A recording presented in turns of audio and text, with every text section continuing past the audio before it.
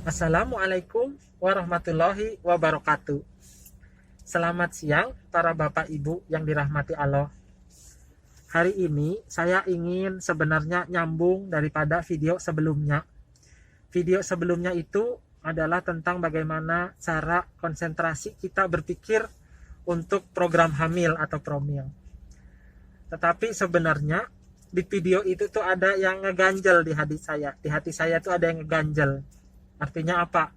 Seakan-akan kalau kita lakukan itu semua, maka orang akan berharap bahwa kemungkinan besar berhasil gitu. Nah, itu yang bikin saya ganjel sehingga saya harus bikin video ini.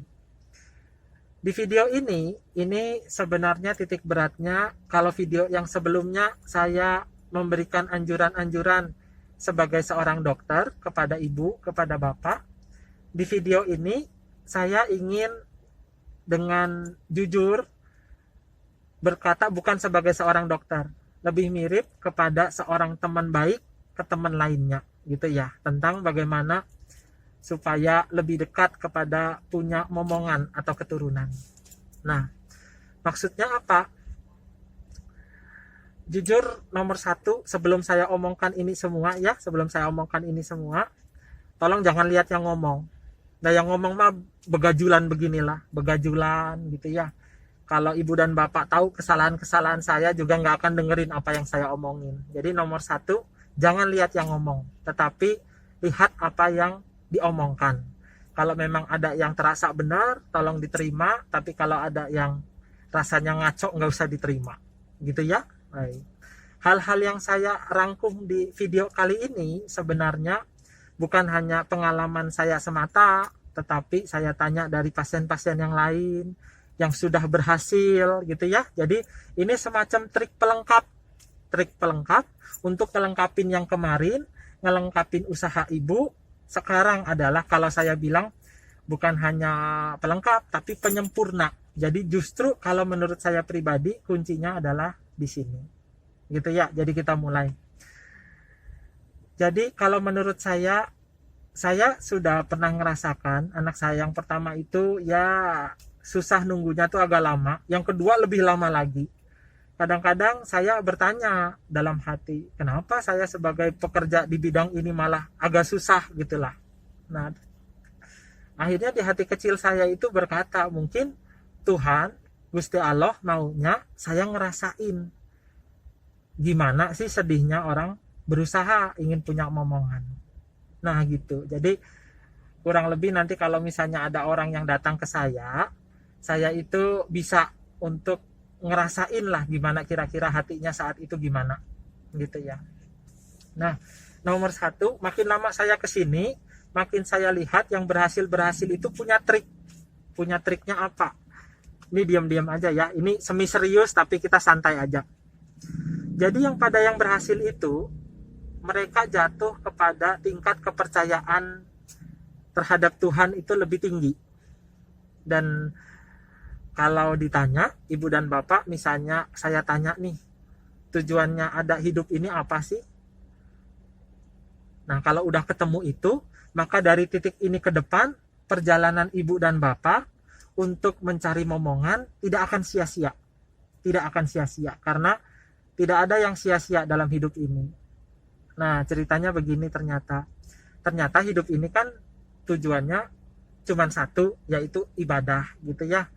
Dan tidaklah aku ciptakan manusia dan jin kecuali untuk ibadah. Seakan-akan bukan aku ciptakan untuk ibadah, enggak. Tidak kuciptakan, tidak akan kuciptakan selain untuk ibadah. Seakan-akan penekanannya di ibadah. Dan adanya dunia ini sebenarnya kan untuk ujian ya. Nah, itu yang mau saya bilang. Jadi sebenarnya apapun yang akan terjadi dalam hidup ini sebenarnya dianggapnya nomor satu adalah ujian untuk kita, termasuk masalah ingin punya anak. Nah, jadi susahnya adalah saya paling agak nggak tega tuh kalau misalnya ada orang datang terus mau minta tolong untuk program hamil. Itu paling nggak tega. Kenapa begitu?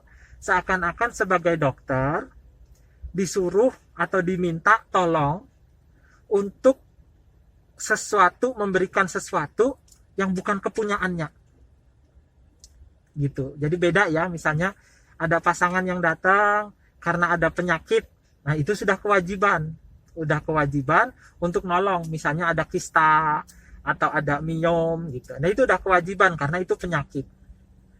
Tetapi kalau dalam hubungan pasangan tersebut ingin punya anak, Pak Dokter, kita datang nih ada kista.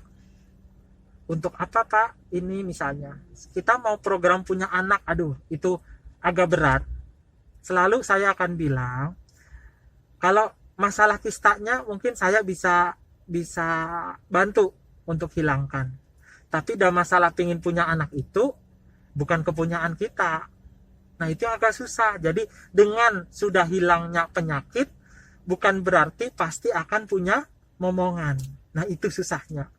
Kadang-kadang antara yang menolong dan yang ditolong itu kadang-kadang masih beda visi. Banyak pasangan yang datang itu pasangan muda-muda sekarang ya, pasangan milenial gitulah. Pasangan milenial itu terlalu, mungkin menurut saya pribadi, terlalu mengandalkan kepada ilmu pengetahuan. Sama sekali nggak ada nempelnya sama agama gitulah kalau menurut saya. Nah itu yang paling susah. Itu biasanya saya terus terang nggak mau megang. Saya kasih aja ke dokter lain yang lebih pintar lah dari saya. Karena apa? Karena pasangan-pasangan itu biasanya sama sekali nggak inget bahwa momongan itu asalnya dari Gusti Allah. Jadi jangankan antara dokter sama pasien yang nggak sepisi. Kadang-kadang pasangan itu pun nggak sepisi. Bapaknya mungkin udah sangat saleh, saya lihat udah soleh banget dia, udah tahu ini, tapi ibunya masih nuntut, dalam artian nuntut dalam pengejarannya ke arah duniawi, berobat ke sana kemari, minum obat ini minum obat itu, semua bayi tabung, bayi celengan segala macam udah dicoba ke sana kemari, padahal tapi lupa gitu loh, bahwa harus memintanya ke siapa gitu ya. Jadi itu nomor satu. Nah sekarang dari titik ini, kalau sudah tahu bahwa ini adalah suatu ujian, maka kalau kita coba ke sana, kalau kita berani untuk menjalani ujian untuk punya momongan ini, sebenarnya nanti hasil ujian itu jawabannya ada dua. Nomor satu berhasil, dilewatin dengan hasil dapat momongan. Yang nomor dua, jawabannya berhasil, tetapi jawabannya tidak dapat momongan. Karena berhasil itu bukan berarti jawabannya ada dapat momongan. Kan gitu ya. Nah itu. Nah, yang paling takut sebenarnya gini loh, yang paling saya takut sama, apalagi ini kalau kejadiannya pada teman saya gitu ya, pada saudara saya. Hidup ini kan ujiannya macam-macam ya Bu ya. Tiap orang itu pasti punya sesuatu yang diuji dari Gusti Allah. Ada yang dengan ekonomi, ada yang dengan cobaan macam-macam lah, ada yang dengan sakit. Tetapi nggak mungkin nggak ada ujiannya. Pasti ada ujiannya. Kadang-kadang, jadi harus sadar bahwa ini tuh lagi diuji gitu loh. Di dunia ini lagi diuji. Nah, kadang-kadang yang saya takutkan tuh satu. Kita udah usaha untuk program hamil, ternyata ujian ibu itu dalam bentuk sulit punya momongan, atau bahkan sampai terakhir nanti digariskan tidak akan punya momongan. Bayangkan betapa kecewanya. Jadi menolong orang yang dalam program hamil lah istilahnya, ingin punya anak, itu sebenarnya berat. Kalau bagi saya pribadi sih berat di hati. Kenapa? Gimana kalau ternyata memang di garis tangannya itu ujian pasangan ibu dan bapak ini adalah sampai nanti tidak punya keturunan.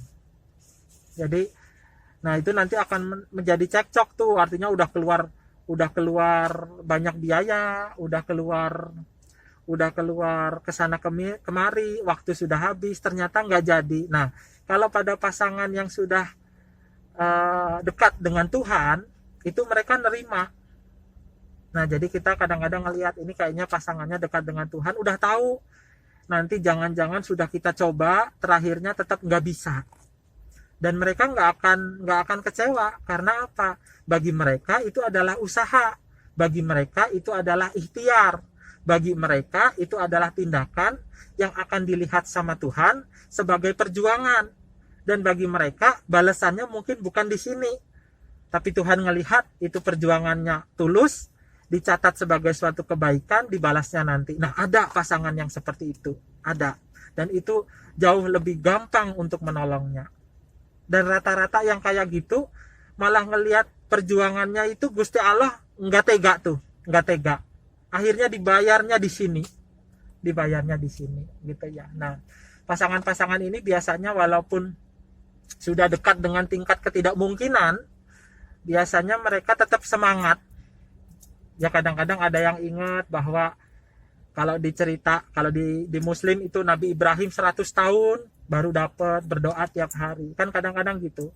Kadang-kadang ya memang Tuhan itu suka kalau lihat kita minta.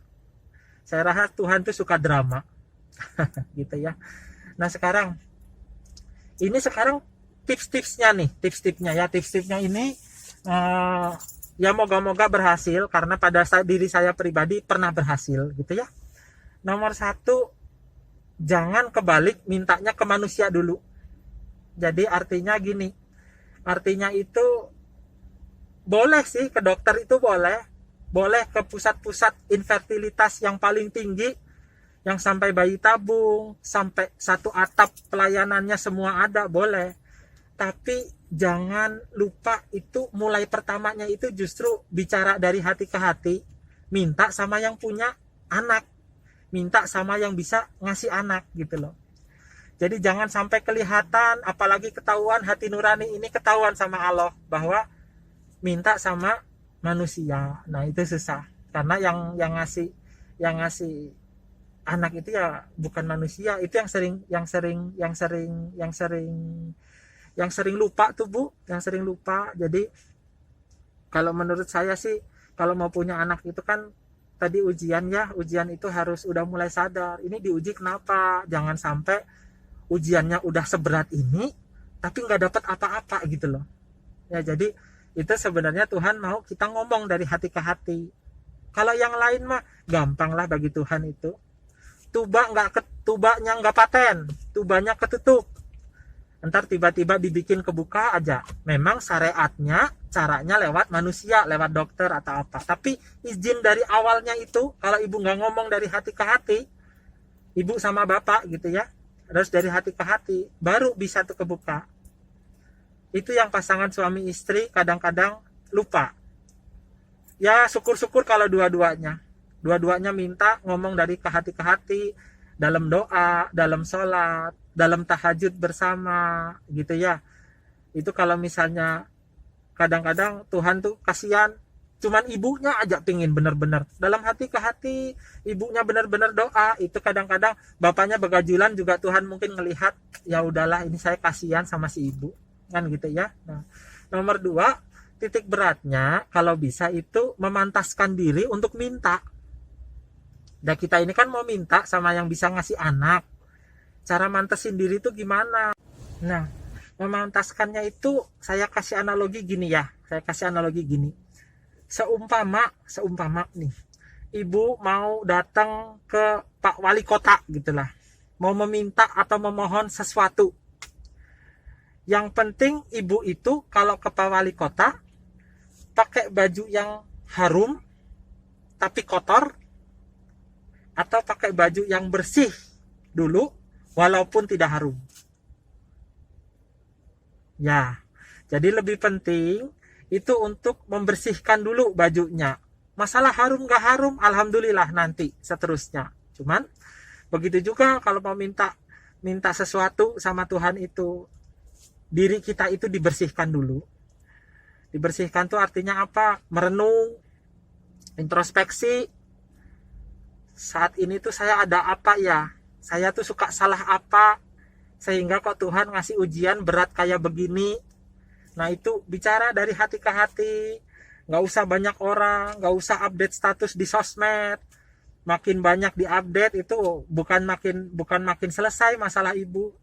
Oh, aku merindukan momongan, gak usah. Itu antara ibu sama yang punya hati. Dialektika antara hati sama empuknya. Ngomong.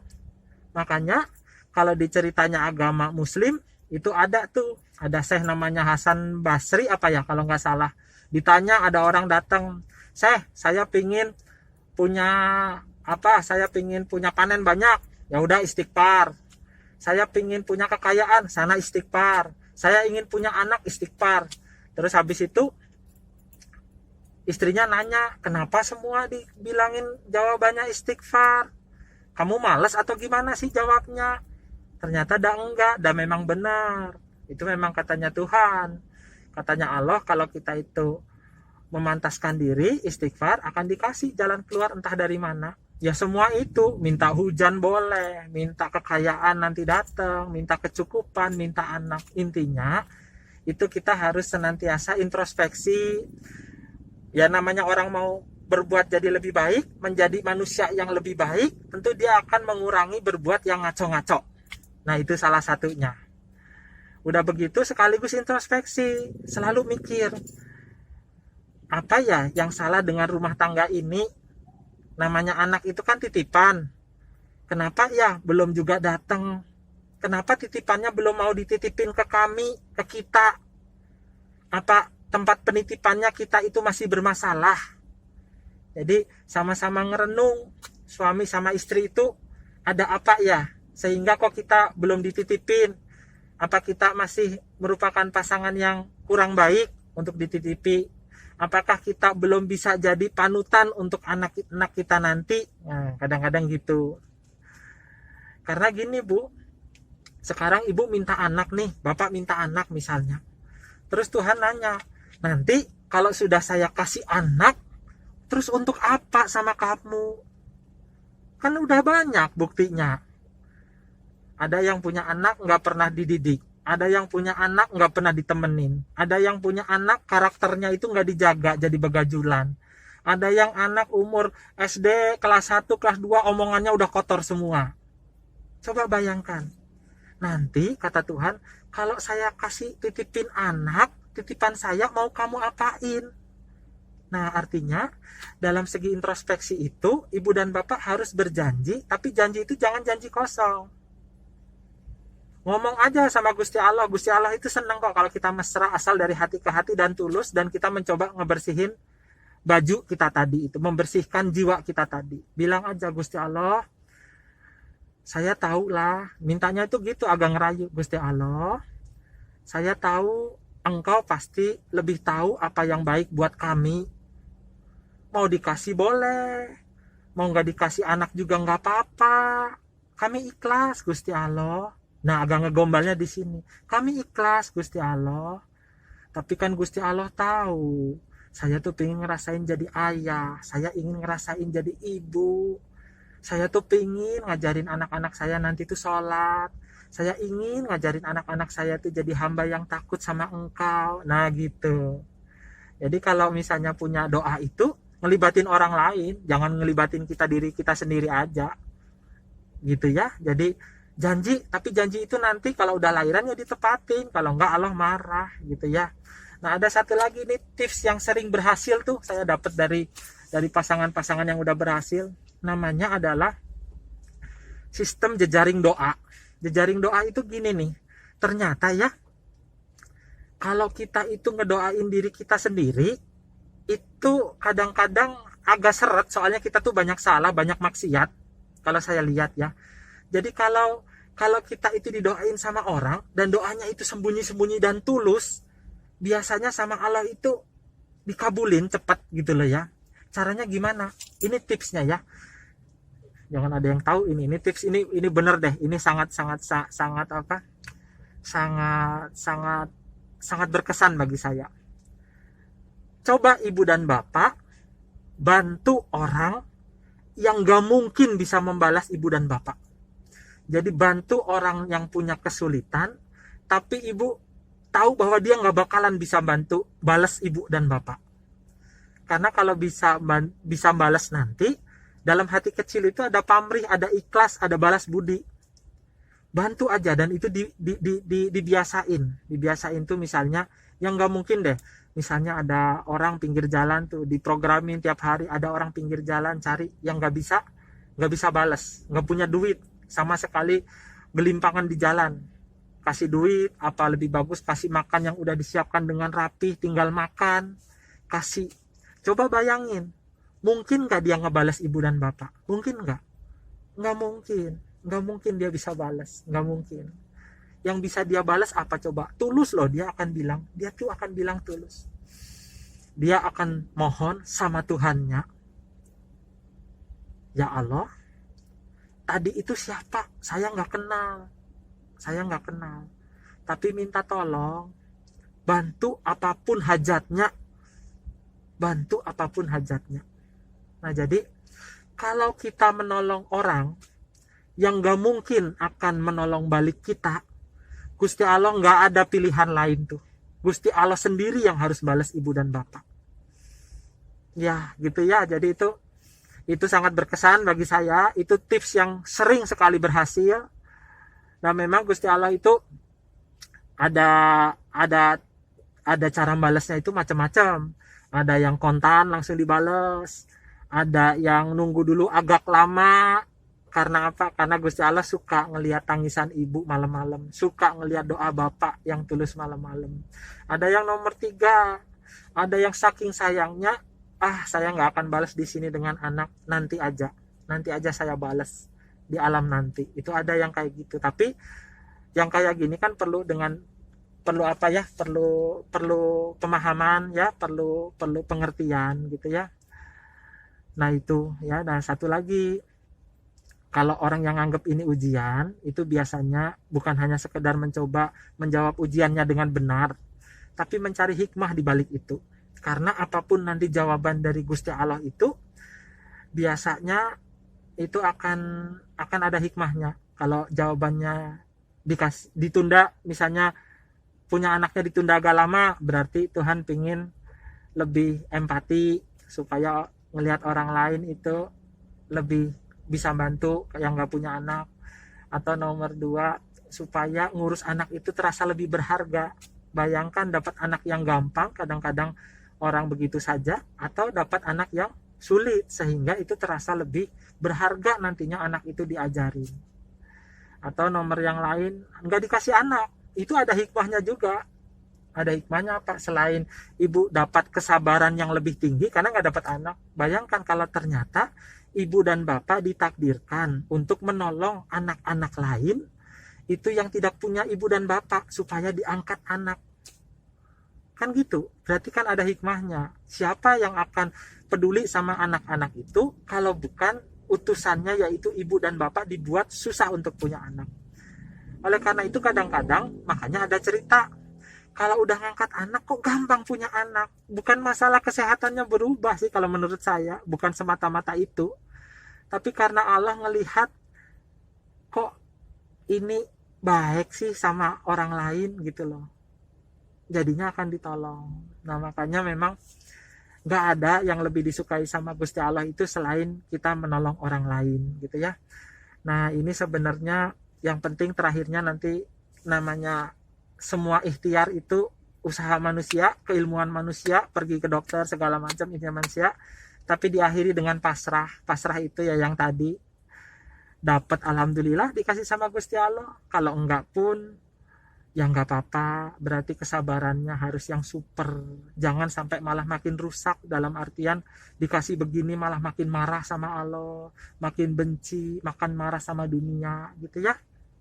Nah oleh karena itu kita sama saudara-saudari kita yang belum punya, kita doakan sajalah yang terbaik buat mereka. Sampai di sini, ini bukan saran-saran sebagai dokter, saya rasa sih, anggap aja saya sebagai teman yang sudah pernah merasakan gitu ya. Jadi sampai di sini, biasanya ada anjuran subscribe, like dan lain-lain. Kali ini enggak deh, karena kalau itu berarti saya ngerjainnya buat subscribe. Enggak, kali ini kalau memang ini ada hal yang bagus, silahkan dilakukan, moga-moga berhasil. Apapun hasilnya, kita ikhlaskan, kita pasrahkan, kita bertawakal gitu ya.